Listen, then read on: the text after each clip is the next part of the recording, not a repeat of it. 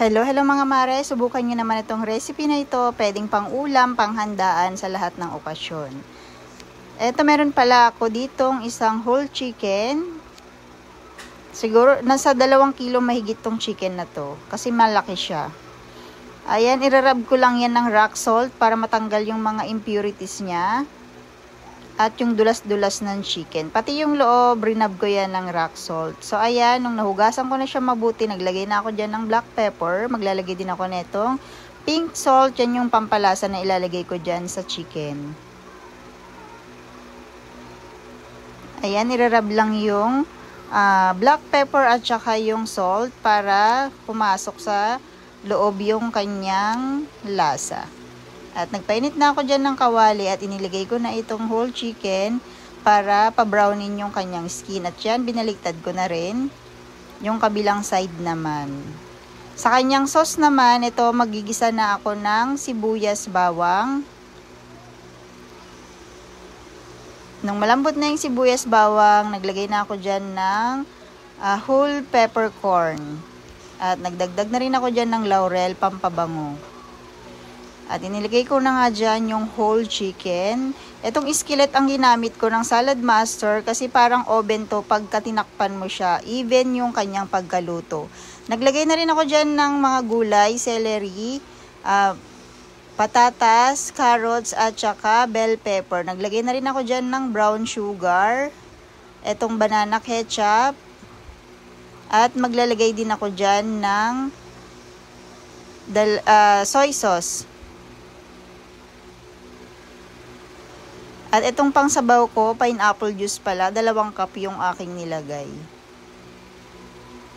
Yan na yung magiging sabaw niya. At nag-add din ako dito ng soda. Kahit anong soda pwede, Coke yung ginamit ko. Pwede ring Pepsi, kung yun ang meron. At yan, papalambutin ko siya ng 45 minutes. After 45 minutes, eto na siya. At naglagay na rin ako ng pineapple slice.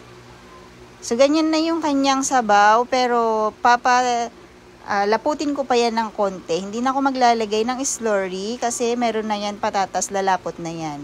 Kasi pag naglagay pa ako dyan ng slurry, sobrang lapot na yung kanyang sauce. Hindi na siya ganun kasarap pagka ganun. So, mas okay yung ganyang sauce. So, sa mga gustong mag-try na ito mga mare, mga mami, subukan nyo itong recipe na ito. At yun lamang for today's video. Authentic vegan longganisa. Garlic longganisa ito mga mare. Kung gusto nyo mag-order nito, i-message nyo lang ako. Yung mantika niya na yan, galing yan sa longganisa, hindi ako naglagay ng mantika. Pinakuluan ko lang siya ng matagal. Siguro mga 30 minutes ko siyang pinakuluan na mahina yung apoy. Hindi malakas yung apoy. Para lutong-luto yung meat or yung karne din sa loob ng ating longganisa.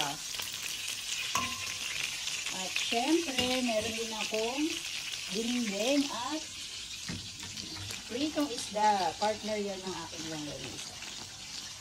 Kain na tayo, tanghalian. Bagoong, magluluto ako ng dinding. Bigyan ako dyan ng bagoong. Ilalagay ko na rin pala itong sibuyas at saka luya. Kasama talaga sa dinding yan para mas masarap at mas mabango. Ilalagay ko na rin itong kamote. Nilagang kamote ito, tira ko lang yan kaninang umaga. Hindi ko kasi naubos kasi masayang. Kaya ilalagay ko na lang dito sa aking dinengdeng. Para lumambot na rin itong aking mga gulay. Kaya ilalagay ko na. Ayan, meron akong bilog na talong. Meron akong mushroom. Shiitake mushroom to. Nabili ko lang yan sa grocery. At itong ampalaya.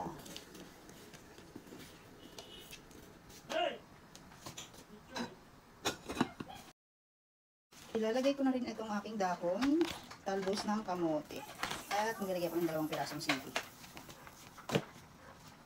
Ayan, serve ng aking gabihan. Dahil karne ang aming ulam, pork steak, kaya nagluto ako ng dinding. Kasi ito ang gusto kong ulamin. Ito ang masarap na ulam.